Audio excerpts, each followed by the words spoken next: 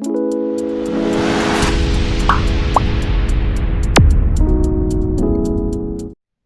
To genius classes. कल की class में अपन ने देखे थे, इसके टूल्स कंप्लीट हो गए थे। फिर अपन ने देखे थे application of genetic engineering.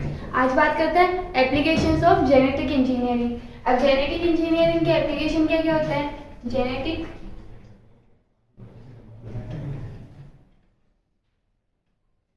Engineering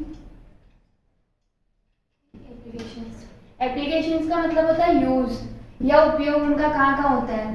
तो पहली अगर मोस्टली बात करें तो पहला आता है जेनेटिक मॉडिफाइड क्रॉप, जीएमसी, जिसे कृषि क्षेत्र में जिसका यूज होता है। GMC genetic modified crop, genetic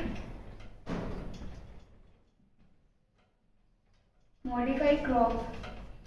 second बात करते हैं तो RNA I technology, RNA I technology. फिर अगर बात करें जेनेटिक मॉडिफाइड क्रॉप, पहले हेडिंग डाल देना दोनों, फिर बात करते हैं अपन पहले की जेनेटिक मॉडिफाइड क्रॉप। तो जेनेटिक मॉडिफाइड क्रॉप कौन सी होती है? GMC crop. इन्हें ट्रांसजेनिक क्रॉप भी कहते हैं। क्या कहते हैं इन्हें? ट्रांसजेनिक फसलें भी कहते हैं इन्हें, ट्रांसजेनिक क्रॉप्स। सेकंड अगर बात करते हैं तो ट्रांसजेनिक फसलें होती कौन सी है? तो ट्रांसजेनिक फसलें जिनका वह फसलें जिनके जीनोम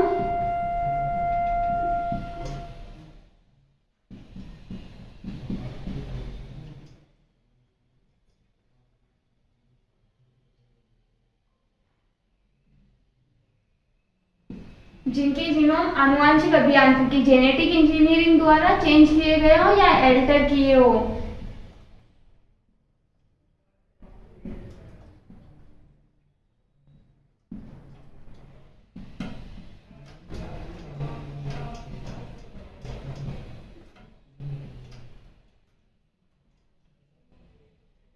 एक बार ध्यान रखना, एल्टर।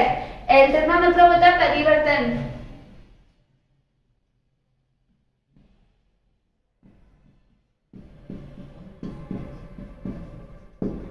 अगर बात करें मतलब वर्ल्ड के अंदर पहली ट्रांसजेनिक फसल कौन सी थी? तंबाकू, टोबैको।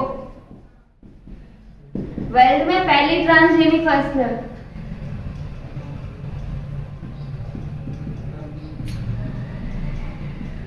पहली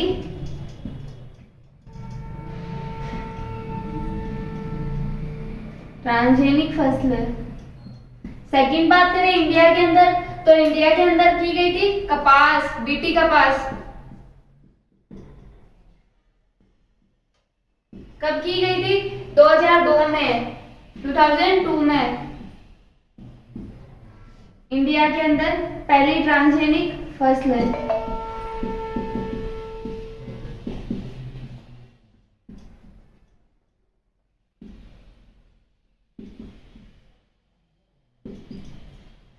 बात करते हैं जेनेटिक इंजीनियरिंग के एप्लीकेशन। तो क्या होता है? दो एप्लीकेशन होते हैं, जीएमसी जेनेटिक मॉडिफाइड क्रॉप, जिनके जीन जेनेटिक इंजीनियरिंग के एप्लीकेशन, जेनेटिक इंजीनियरिंग के एप्लीकेशन, उनके यूज जेनेटिक आनुवंशिक अभियांत्रिकी के यूज क्या क्या यूज होते हैं, उपयोग क्या क्या होते हैं। पहली बात करते हैं तो जीएमसी कृषि के क्षेत्र में, जेनेटिक मॉडिफाइड क्रॉप। अब बात करते हैं चिकित्सा के क्षेत्र में। चिकित्सा के क्षेत्र में किसका यूज करते हैं? जैसे एंटीबायोटिक या बनाना। एंटीबायोटिक कौन सी होती है? पेनिसिलिन वगैरह बनाना। फिर सेकंड बात करते हैं औद्योगिक क्षेत्र में। औद्योगिक क्षेत्र में क्या होता है? बियर, शराब वगैरह बनाते हैं, किण्वन या सूक्ष्म जीवों की सहायता से, उसका औद्योगिक क्षेत्र में होता है। थर्ड बात करते हैं आरएनए आई टेक्नोलॉजी। ये दोनों वैसे मोस्टली इन दोनों का यूज इसमें पढ़ते हैं। आरएनए आई टेक्नोलॉजी के बारे में बाद में पढ़ेंगे, पहले अपन पढ़ते हैं genetic modified crop. Genetic modified crop क्या होती है? इनको पहली बात तो ये ट्रांसजेनिक क्रॉप भी कहते हैं। जेनेटिक मॉडिफाइड क्रॉप होती है, उनको ट्रांसजेनिक फसलें भी कहते हैं। क्या कहते हैं? ट्रांसजेनिक फसलें भी कहते हैं। अब इनको जेनेटिक मॉडिफाइड क्रॉप क्यों कहते हैं? पहली बात तो ये वह फसलें क्योंकि इनकी जीनोम को जेनेटिक आनुवंशिक अभियांत्रिकी द्वारा चेंज कर दिया जाता है या एल्टर कर दिया जाता है। एल्टर होता है, उसका मतलब होता है चेंज। अगर मोस्टली क्वेश्चन पेपर में एल्टर ही वर्ड आता है, चेंज वर्ड नहीं आता, क्योंकि वह फसलें जिनके जीनोम जेनेटिक इंजीनियरिंग के द्वारा परिवर्तित या एल्टर किए गए हो, जेनेटिक मॉडिफाइड क्रॉप या ट्रांसजेनिक फसलें कहलाती है। तो अगर बात करें तंबाकू, विश्व की पहली ट्रांसजेनिक फसल कौन सी थी? विश्व की पहली ट्रांसजेनिक फसल थी तंबाकू। सेकंड, अगर भारत में बात करें तो इंडिया की पहली ट्रांसजेनिक फसल थी बीटी कपास। बीटी कपास कब की गई थी तैयार? 2002 में की गई थी, 2002 में। अब बात करते हैं कि जेनेटिक मॉडिफाइड क्रॉप का अपन यूज क्यों करते हैं, इनको इनके जीनोम को क्यों चेंज किया जाता है। बेनिफिट्स, लाभ, जेनेटिक जीएमसी के लाभ, बेनिफिट्स।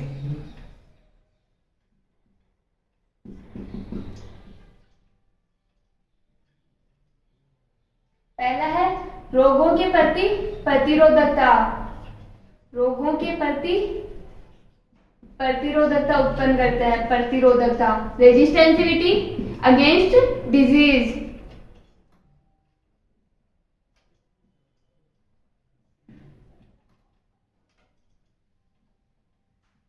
सेकंड बात करें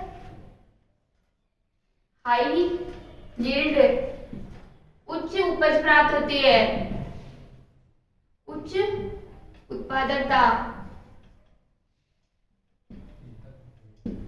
थर्ड बात करें हाई न्यूट्रिशन, उच्च पोषक तत्व, पोषक तत्वों की मात्रा उच्च हो।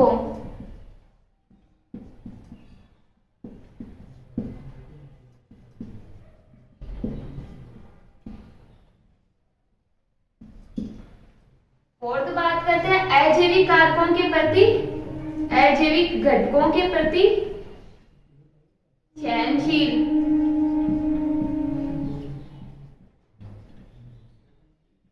अजैविक घटक कौन कौन से होते हैं? जैसे बात करते हैं तो अजैविक घटक होते हैं जैसे बाढ़, सूखा, बाढ़, सूखा आदि।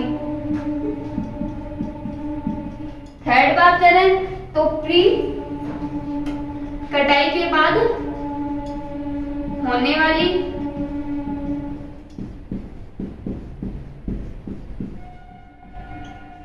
हानि में कमी।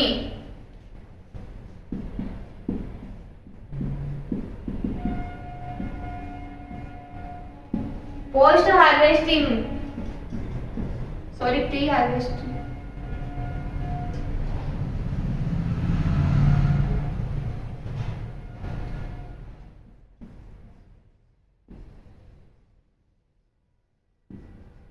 इसका मतलब होता है प्री मेच्योरिटी, जल्दी उत्पन्न, जल्दी पकने वाली।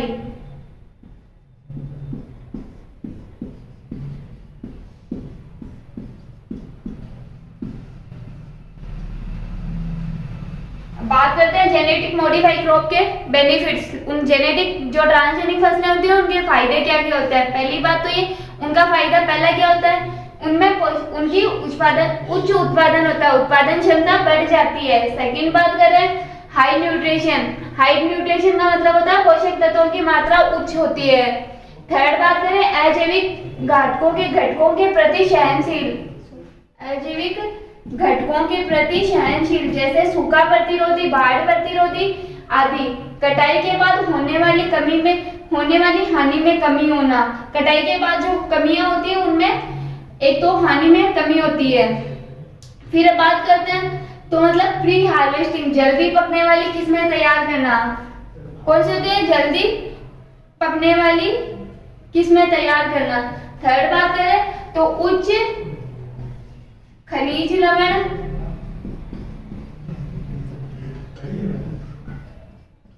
उच्च खनिज लवण व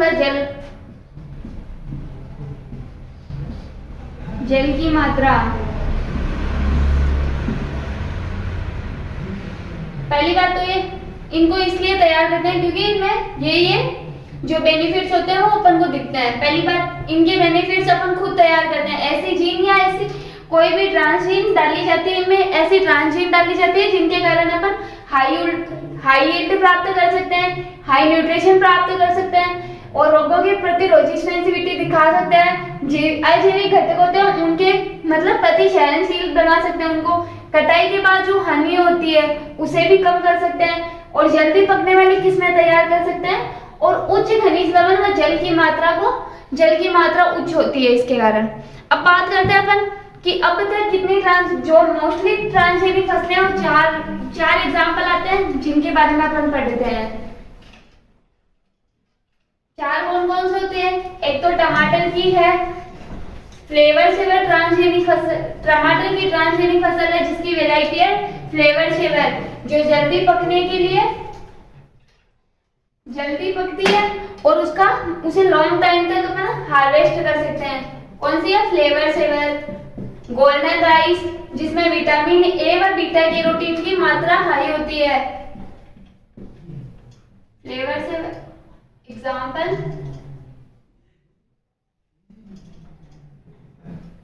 flavour saver, golden rice,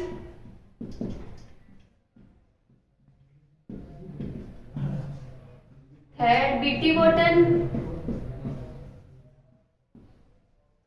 fourth बात करें ब्रेसिका नेपस, ब्रेसिका नेपस। ये तीनों है जो जेनेटिक मॉडिफाइड क्रॉप बनी हुई है, तीनों की तीनों है जो इनमें ऐसी जीन डाली गई है जिसके कारण ये ट्रांसजेनिक फसलें कहलाई। क्या होती है? पहली बात तो ये टमाटर की एक ट्रांसजेनिक फसल है जिसका नाम वेराइटी है फ्लेवर सेवर। सेकंड बात करते हैं गोल्डन राइस। गोल्डन राइस चावल की एक वेराइटी, ट्रांसजेनिक वेराइटी है जिसे गोल्डन राइस नाम दिया गया है, जो पीले रंग की होती है बीटा कैरोटीन के कारण। फिर थर्ड बात करते हैं बीटी कपास, गोल करने के प्रति प्रतिरोधकता दर्शाती है। फोर्थ बात करते हैं ब्रेसिका नेपस, ये क्या होती है? एंटीक्लोटिंग कारक होता है। एंटीक्लोटिंग कारक होता है, उसका नाम है हिरुडीन का स्राव करती है, तो इसका रक्त थक्का रोधी के काम में लिया जाता है इसका। अब बात करते हैं फ्लेवर सेवर। पहली बात तो ये फ्लेवर सेवर,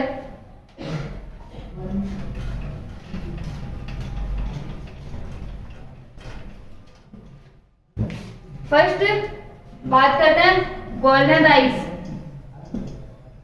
सुनहरा चावल।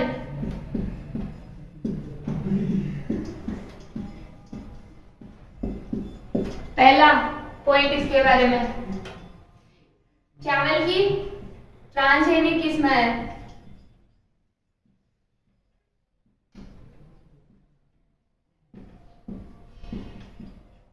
ट्रांसजेनिक किस्म है।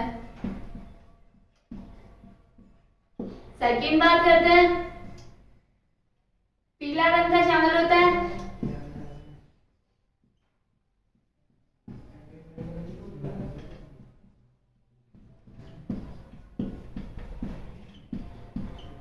Beta carotene.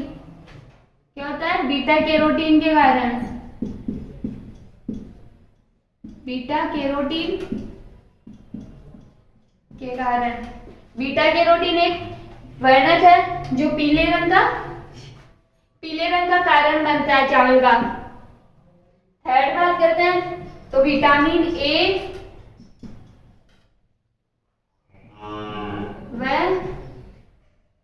बीटा कैरोटीन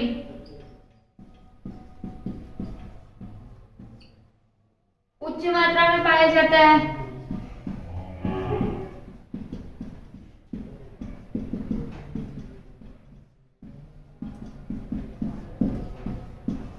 इसका यूज क्यों करते हैं?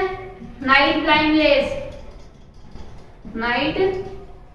ब्लाइंडनेस, रतुंधी रोग के लिए, रतुंधी रोग, नाइट ब्लाइंडनेस जो डिजीज होती है रतुंधी रोग, उसके उपचार के लिए इसका यूज करते हैं। अब बात करते हैं विटामिन ए।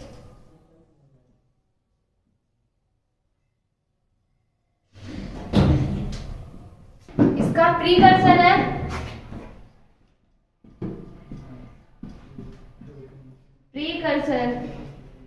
कौन है? विटामिन ए का प्रीकर्सर है बीटा कैरोटीन। अब प्रीकर्सर क्या होता है? जिससे विटामिन ए का निर्माण होता है, कर्सर क्या होता है? वर्ड का यूज करते हैं कर्सर। कर्सर का मतलब होता है जिसका यूज, जो विटामिन निर्माण का कारक होता है, निर्माण का कारक, कर्सर।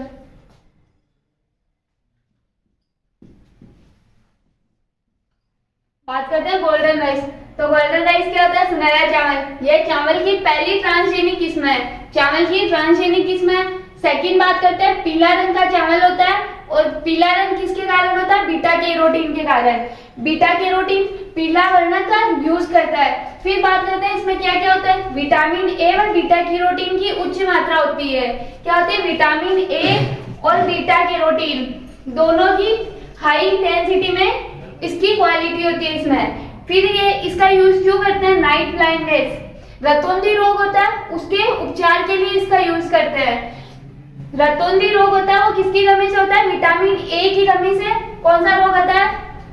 रतौंधी रोग, विटामिन ए की कमी से होने वाला रोग, ए की कमी से होने वाला रोग, रतौंधी, नाइट ब्लाइंडनेस जिसे अपन कहते हैं। तो इसके उपचार के लिए गोल्डन राइस का यूज किया जाता है। फिर बात करते हैं विटामिन ए, जो होता है विटामिन ए का प्रीकर्सर क्या होता है? Beta carotene. बीटा कैरोटीन क्या होता है? विटामिन ए का प्रीकर्सर। प्रीकर्सर का मतलब क्या होता है? जो विटामिन का निर्माण का कार्य करता है। विटामिन का निर्माण का कार्य कौन करता है? बीटा कैरोटीन के निर्माण से इसका बीटा कैरोटीन जो कारक है उसके कारण विटामिन ए का निर्माण होता है। अब बढ़ते हैं सेकंड क्रॉप, बीटी कपास। ये तो समझ आ गई होगी। गोल्डन राइस, पहली बात तो ये इसे चावल की ट्रांसजेनिक किस्म कहा जाता है। पीले रंग का होता है। पीला रंग किसके कारण होता है? बीटा कैरोटीन के कारण। किसके कारण होता है? बीटा कैरोटीन के कारण। और इसमें बीटा कैरोटीन और विटामिन ए की हाई मात्रा होती है, उच्च मात्रा होती है विटामिन ए व बीटा कैरोटीन की। सेकेंड बात करते हैं इसका यूज क्यों करते हैं? नाइट ब्लाइंडनेस जो रोग होता है उसके उपचार के लिए इसका यूज करते हैं। विटामिन ए का प्रीकर्सर कौन सा है? Beta carotene. कर्सर का मतलब क्या होता है? जो विटामिन का निर्माण का कारक बनता है उसे कर्सर कहते हैं। अब बात करते हैं बीटी कपास। सेकंड है बीटी कपास। बीटी कपास मेनली बहुत इंपॉर्टेंट है, वेरी वेरी इंपॉर्टेंट। बीटी कपास पहली कपास की ट्रांसजेनिक किस्म है। कपास की ट्रांसजेनिक किस्म है।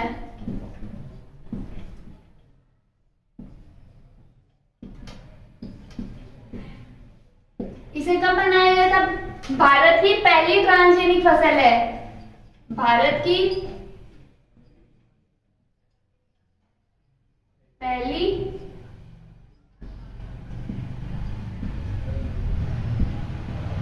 ट्रांसजेनिक, भारत की पहली ट्रांसजेनिक फसल है।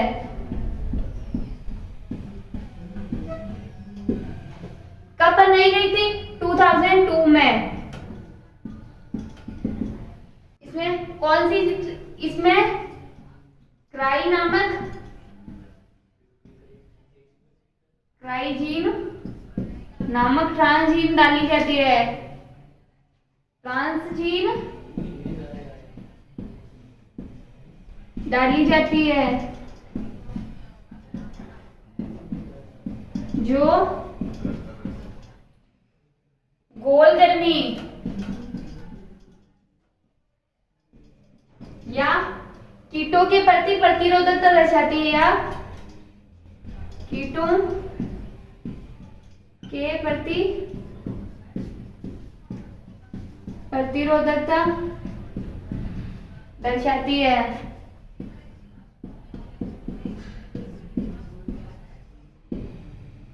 भारत की पहली ट्रांसजेनिक फसल कौन सी है? भारत की पहली ट्रांसजेनिक फसल है बीटी कपास, 2002 में। इसमें हम क्या करते हैं? इसमें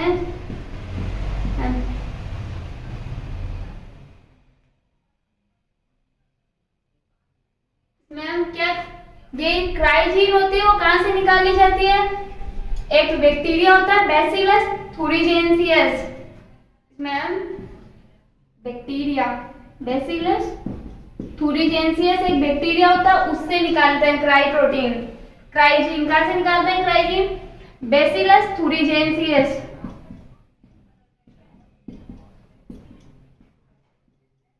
जीएनसीएस बैक्टीरिया द्वारा क्राइजीन प्राप्त की जाती है।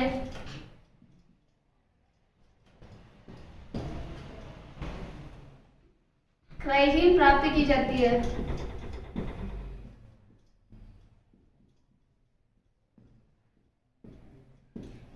जो किसका यूज करती है? जो एक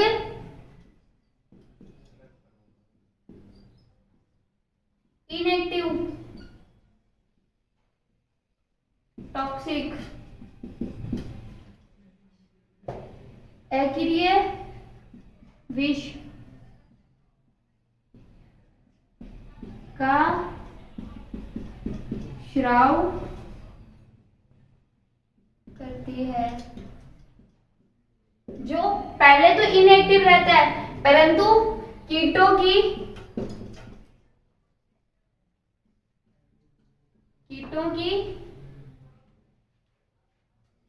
बड़ी आंत सॉरी छोटी आंत की क्षारीय पीएच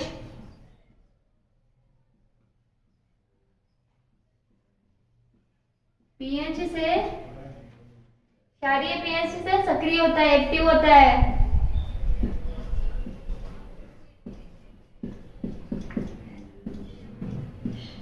बात करते हैं बीटी कपास। बीटी कपास को क्या है? कपास की ट्रांसजेनिक किस्म है। क्या है बीटी कपास? कपास की ट्रांसजेनिक किस्म है। कौन सी है? ट्रांसजेनिक किस्म है। भारत की पहली ट्रांसजेनिक फसल कौन सी है? बीटी कपास। और वर्ल्ड की बात करें तो वर्ल्ड में कौन सी है? तंबाकू। और इसे कब बनाया गया था ट्रांसजेनिक किस्म को?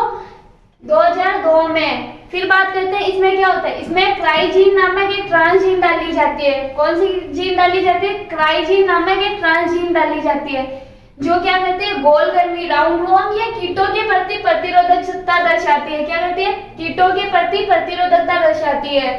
सेकंड बात करते हैं क्राइजीन होती है उसे हम लेते कहां से? उसे हम बैसिलस थुरिजेंसियस एक बैक्टीरिया होता है उसके द्वारा निकाली जाती है। किससे निकाली जाती है? बैसिलस थुरिजेंसियस एक बैक्टीरिया है उससे क्राइजीन प्राप्त की जाती है। जो होता है ये बीटी करता क्या है? पहली बात तो ये एक इनएक्टिव टॉक्सिक अक्रिय विष होता है उसका स्राव करती है। क्या होती है? इनएक्टिव टॉक्सिक का स्राव करती है। परंतु वो बाहर की जो साइड रहता है तब वो इनएक्टिव रहता है। बाहर जब रहता है वो इनएक्टिव रहता है। एक्टिव कब होता है? एक्टिव जब वो कीटों की आंत की छोटी आंत होती है। कीटों की छोटी आंत की क्षारीय पीएच से ही वो सक्रिय होता है। कीटों की छोटी आंत की क्षारीय पीएच से सक्रिय होता है। बाहर वो अक्रिय होता है, ध्यान रखना। इनएक्टिव टॉक्सिन को अपन क्या कहते हैं? प्रोटॉक्सिन भी कह सकते हैं। प्रोटॉक्सिन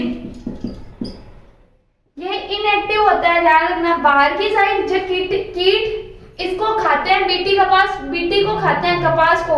जब वो खाएंगे तो उनकी क्षारीय पीएच में ये चला जाता है। ये प्रोटीन जीन होती है जो क्षारीय उनकी कीटों के पेट के अंदर चली जाती है। कीटों के पेट में जैसे वो छोटी आंत तक जाती है तो छोटी आंत की क्षारीय पीएच होती है उसके कारण वो एक्टिव हो जाता है। बाहर ये हार्मफुल नहीं होता जबकि कीटों के लिए हार्मफुल होता है। अब बात करते हैं तो ये कौन कौन से 3 ऑर्डर होते हैं जिनके लिए ये हार्मफुल होता है। कौन कौन से? डिप्टेरा, लेपिडोप्टेरा, लेपिडोप्टेरा 3 गण होते हैं जिसके कीटों को ये हार्म पहुंचाता है। बीटी ऐसे नहीं है केवल गोलगर्मी के लिए ये प्रतिरोधकता दर्शाता है। बीटी निम्न गण के कीटों के प्रति प्रतिरोधकता दर्शाता है। के कीटों के प्रति प्रतिरोधकता दर्शाता है। प्रतिरोधकता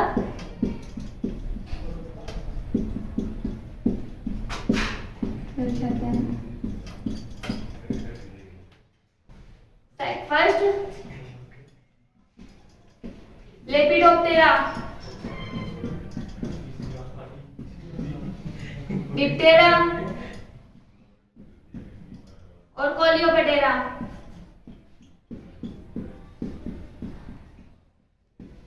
कोलियोपेटेरा में कौन कौन से आते हैं? बीटल्स, जितने भी बीटल्स होते हैं वो सब कोलियोपेटेरा में आते हैं, और जो बीटी होती है वो बीटल्स के प्रति प्रतिरोधकता दर्शाती है। अब डिप्टेरा की बात करें तो हाउस फ्लाई, घरेलू मक्खी, मॉस्किटो, मच्छर। और बात करते हैं व्हाइट फ्लाई, इसी के अंदर आती है, सफेद मक्खी। लेपिडोप्टेरा में कौन कौन से आते हैं? लेपिडोप्टेरा की बात करते हैं aphid, jassid, bug, mealybug, sorry mealybug. अब बात करते हैं बीटी कपास केवल गोलकर्मी के प्रति प्रतिरोधकता नहीं दर्शाता, वो निम्न दल के कीटों के प्रति प्रतिरोधकता दर्शाता है। पहला बात करते हैं लेपिडोप्टेरा। लेपिडोप्टेरा में कौन कौन से आते हैं? एफिड, जैसिड और मिलीबग। कौन कौन से आता है? एफिड, जैसिड और मिलीबग। अब बात करते हैं सेकंड ऑर्डर कौन कौन सा होता है? डिप्टेरा। डिप्टेरा में कौन कौन से कीट आते हैं? हाउस फ्लाई, मॉस्किटो और व्हाइट फ्लाई। कौन कौन सा? हाउस फ्लाई, मॉस्किटो और व्हाइट फ्लाई। थर्ड बात करते हैं कोलियोपेटेरा। कोलियोपेटेरा में कौन कौन से कीट आता है? बीटल, जितने भी बीटल्स, भृंग या पतंगे जितनी भी होती है, भृंग या पतंगे, सभी कीट इसमें आते हैं। और बीटी इन सब के प्रति प्रतिरोधकता दर्शाता है। ऐसा नहीं होता कि केवल वो बीटी गोलकर्मी के प्रति प्रतिरोधकता दर्शाता है, इन सब कीटों के प्रति प्रतिरोधकता दर्शाता है। अब बात करते हैं अपन बीटी किसकी कार्यविधि, बीटी किस प्रकार कार्य करता है।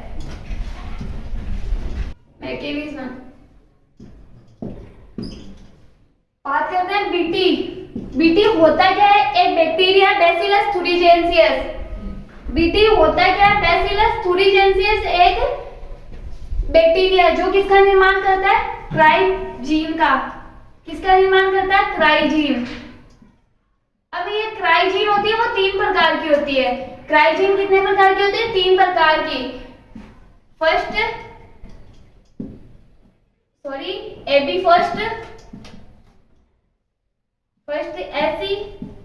एबी, सेकंड एबी और फर्स्ट एसी। ये जो फर्स्ट एबी होती है वो मक्का में, कौन बीटी का पास बात करते हैं। इसमें क्या किससे निकाली जाती है? पहले तो बीटी होती क्या है? बैसिलस थुरिजेंसियस एक बैक्टीरिया होता है जिससे निकाली जाती है क्राइजीन। अब बात करते हैं क्राइजीन तो 3 प्रकार की होती है, फर्स्ट एबी, सेकंड एबी और फर्स्ट एसी। फर्स्ट एबी होती है वो क्या करती है? मक्का में कॉर्नवर्म होता है, मक्का में फल छेदक के प्रति प्रतिरोधकता से सुरक्षा। कॉर्नवर्म जो फर्स्ट एबी होती है वो जीन, फर्स्ट एबी क्राइजीन होती है वो क्या करती है? मक्का में फल छेदक से सुरक्षा करती है, मक्का में कॉर्नवर्म के प्रति प्रतिरोधकता दर्शाती है। अब बात करते हैं सेकंड एबी और फर्स्ट एसी। तो ये दोनों क्या होते हैं? बीटी कपास में गोलकर्मी के प्रति प्रतिरोधकता, कपास में गोलकर्मी के प्रति प्रतिरोधकता।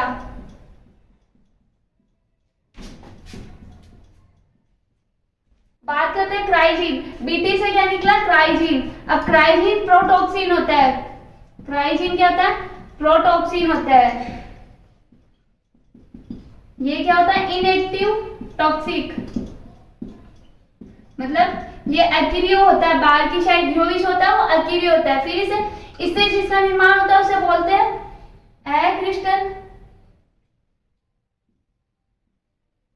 अक्रिस्टलीय प्रोटीन, जिसे क्रिस्टलीय प्रोटीन का नाम दिया गया है। बीटी किसका स्राव करता है? क्राइजीन का। क्राइजीन होती है वो प्रोटॉक्सिन का या इनएक्टिव टॉक्सिन का स्राव करती है, जिसे नाम क्या दिया गया है? क्रिस्टलीय प्रोटीन नाम दिया गया है। ये इनएक्टिव होता है तो काम कैसे करता है? पहली बात तो अगर ये प्रोटॉक्सिन इनएक्टिव होता है तो एक्टिव कैसे होता है? जब कोई भी प्लांट है, ये बीटी का प्लांट है, अगर इसे किसी भी कीट ने आके खाया, अगर खाया तो बीटी जी ना उसके अंदर चली गई, उसकी जब छोटी इंटेस्टाइन छोटी आंत होती है, उसकी क्षारीय पीएच, छोटी आंत की क्षारीय पीएच, कीटों की छोटी आंत की क्षारीय पीएच से ये एक्टिव होता है। ये प्रोटॉक्सिन कीटों की छोटी आंत की क्षारीय पीएच से एक्टिव होता है। फिर इसमें एक्टिव होने के बाद ये करता क्या है, एक्टिव होने के बाद ये छोटे छोटे छेद बना देता है, छोटे छोटे छेद पोर कर देता है।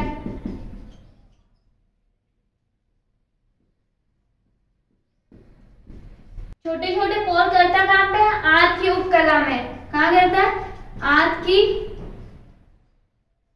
उपकला, बाहर की जो लेयर होती है आंत की, उसमें ये छेद कर देता है। फिर जो जिसे लार्वा खाकर मृत्यु हो जाती है कीट की। क्या होती है, लार्वा खाकर मृत्यु, लार्वा खाकर मृत्यु या नष्ट हो जाता है कीट।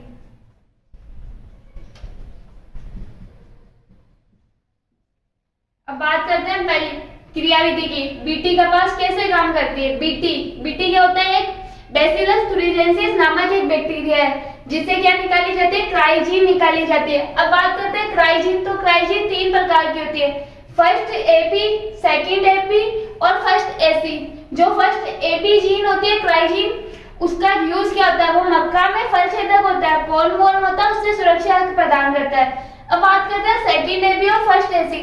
सेकंड एपी और फर्स्ट एसी क्या करता है, कपास में घोल गर्मी के प्रति प्रतिरोधकता दर्शाता है। कपास में क्या करते हैं, घोल गर्मी के प्रति प्रतिरोधकता दर्शाते हैं। अब बात करते हैं ये काम कैसे करता है। पहला बीटी बैसिलस thuringiensis बैक्टीरिया लिया, उससे निकाली क्राइजीन। क्राइजीन क्या करती है, एक प्रोटॉक्सिन इनएक्टिव टॉक्सिन का स्राव करती है। इनएक्टिव टॉक्सिन जो निकलता है उसे क्रिस्टलीय प्रोटीन का नाम दिया गया है। क्या नाम दिया गया, क्रिस्टलीय प्रोटीन नाम दिया गया।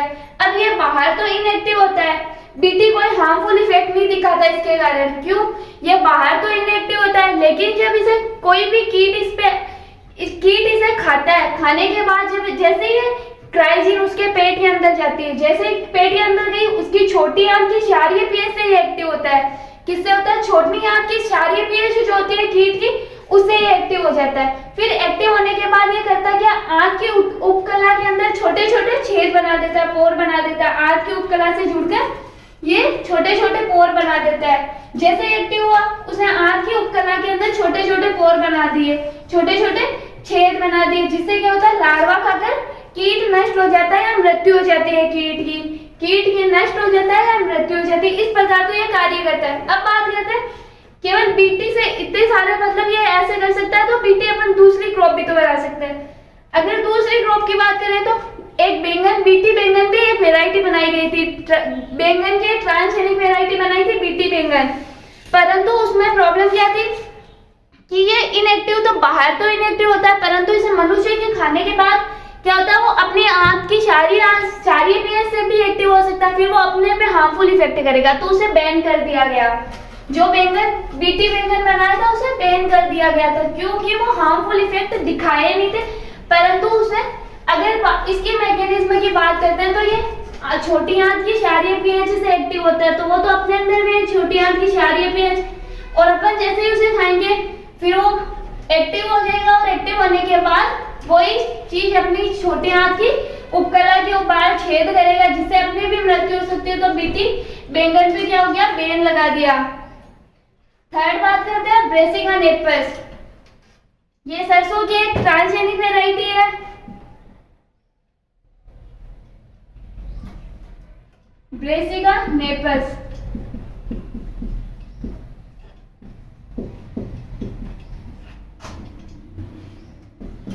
सरसों की ट्रांसजेनिक फसल।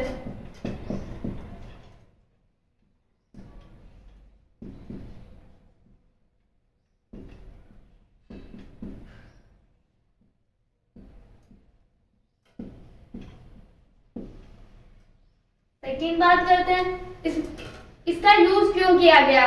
इसके बीजों में एक एंटीक्लोटिक कारक होता है जिसे हिरुडीन नाम दिया गया। इसके बीजों में एक एंटीक्लोटिक कारक थक्कारोधी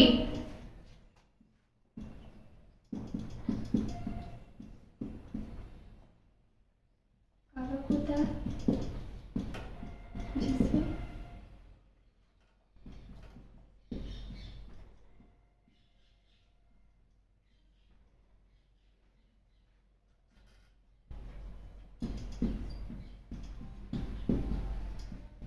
अब बात करते हैं हिरुडीन। तो हिरुडीन वैसे नेचुरल किसमें पाया जाता है? जोंक, लीच एक कीट होता है उसे पाया जाता है। लोग लीच जोंक थेरेपी भी करवाते हैं। लीच थेरेपी क्यों करवाते हैं? वो जो भी मतलब अपनी बॉडी में ब्लड की क्लोटिंग बनती है वो इसके कारण जोंक उसे खून बार बार खून पी के उसमें एंटीक्लोटिक कारक होता है जिसे हिरुडीन नाम दिया गया। उसका स्राव होती है जिससे क्या होता है? ब्लड का क्लोटिंग नहीं बनती है, ब्लड में थक्के नहीं बनते हैं, ब्लड जमता नहीं है। तो इसका यूज अपन कहाँ करते हैं? पहली बात तो ये इसका यूज अपन करते हैं ब्लड बैंक में। ब्लड बैंक में इसका यूज किया जाता है।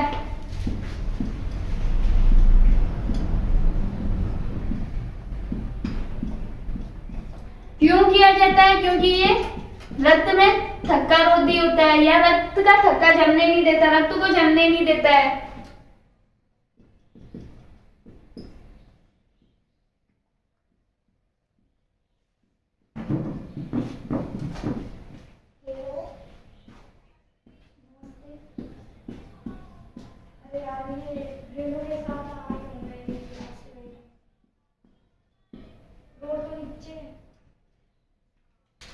ब्रेसिका नेपस सरसों की ट्रांसजेनिक फसल है।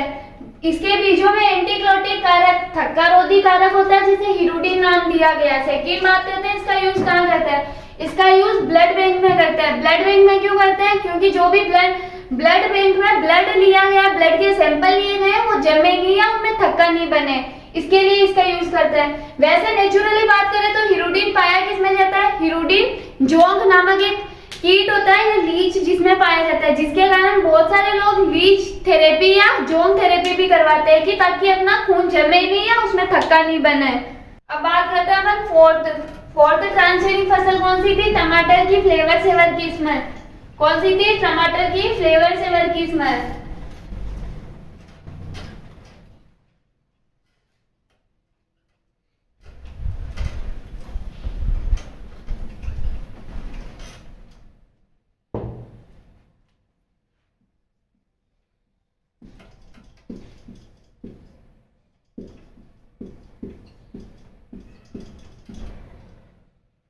टमाटर की फ्लेवर सेवर किस्म। टमाटर की फ्लेवर सेवर किस्म जो थी वो किसके लिए फेमस थी?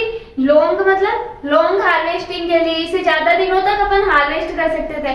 पहले टमाटर में होता क्या था कि पहले टमाटर को ज्यादा दिनों तक उसे हार्वेस्ट नहीं कर पाते थे क्योंकि वो जल्दी से उसमें एक एंजाइम होता पॉलीगैलेक्टोयूरिनेज, जो किसका नाम जो प्रोटीनेज का ही एक रूप होता है। पॉलीगैलेक्टोयूरिनेज एंजाइम होता है उसे कम बनाता है। जो फ्लेवर सेवर की किस्म होती है इसमें एक ऐसी ट्रांसजीन डाली गई जो पॉलीगैलेक्टोयूरिनेज होता है एंजाइम होता है उसे कम बनाता है, उसका उत्पादन कम करता है ताकि ये लंबे समय तक उसे हार्वेस्ट कर सकते हैं अपन। और जो नॉर्मल टमाटर रहता है उसमें क्या होता है? पॉलीगैलेक्टोयूरिनेज जो एंजाइम होता है उसकी मात्रा ज्यादा होती है, जिसके कारण अपन टमाटर को लॉन्ग टाइम के लिए हार्वेस्ट नहीं कर पाते हैं।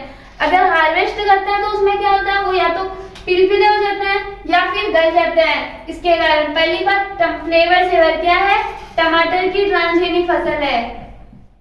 टमाटर की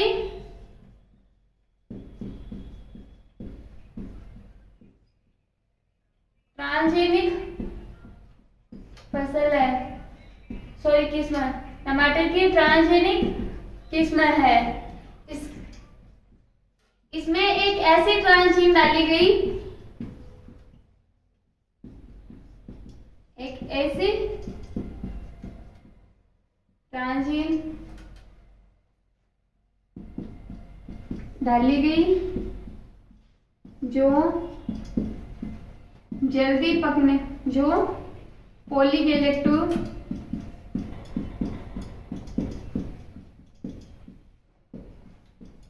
यूरिनेज एंजाइम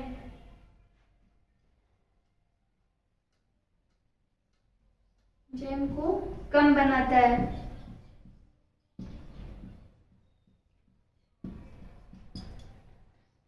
और टमाटर को लॉन्ग हार्वेस्ट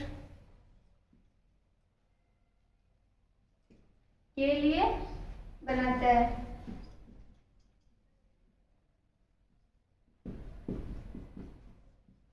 अब इसकी बात करें तो इसे क्यों बनाया गया। पहली बात तो ये टेस्ट में भी अच्छा था, स्वाद टेस्ट में भी अच्छा था। सेकंड, इसमें न्यूट्रिशन, हाई न्यूट्रिशन पाया गया था। कौन सा? हाई न्यूट्रिशन पाया गया था। थर्ड बात करें तो थर्ड, लॉन्ग हार्वेस्टिंग के लिए यूज किया गया था, लॉन्ग हार्वेस्टिंग के लिए। वैसे मेनली बात करें तो इम्पोर्टेंट कौन सा है? Long harvesting, long harvesting. अब बात करें पॉलीगैलेक्टो यूरिनेज एंजाइम होता है। पॉलीगैलेक्टो यूरिनेज होता है वो किसका यूज, वो पॉलीगैलेक्टो यूरिनेज होता है वो किसका? एक पेक्टिनेज एक एंजाइम होता है, उसी का रूप होता है। किसका रूप होता है? पेक्टिनेज एंजाइम का ही रूप होता है पॉलीगैलेक्टो यूरिनेज एंजाइम। अब बात करते हैं पॉलीगैलेक्टो यूरिनेज। पॉलीगैलेक्टो यूरिनेज क्या? प्रोटीनेज एंजाइम है, उसी का एक रूप है। प्रोटीनेज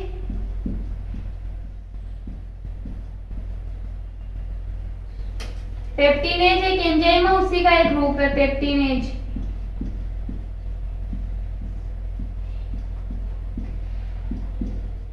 एंजाइम का ही एक रूप है,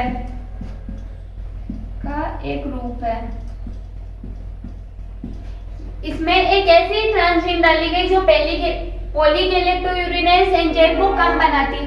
अब कम बनाएगी इसका मतलब क्या होता है? जो ये कम पॉलीगैलेक्टो यूरिनेज का काम क्या होता है? पहली बात तो यह फलों को पकाने व कोमल बनाने के लिए काम में लिया जाता है। बात करते हैं फ्लेवर सेवर। फ्लेवर सेवर क्या है? टमाटर की ट्रांसजेनिक किस्म है। टमाटर की ट्रांसजेनिक किस्म है जो किसके लिए जानी जाती है?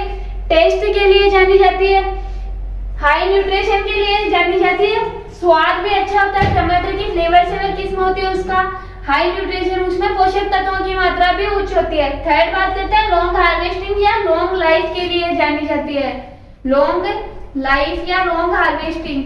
अब इसका मेन क्या होता है? लॉन्ग हार्वेस्टिंग या लॉन्ग लाइफ, इसी के लिए मोस्टली से जाना जाता है।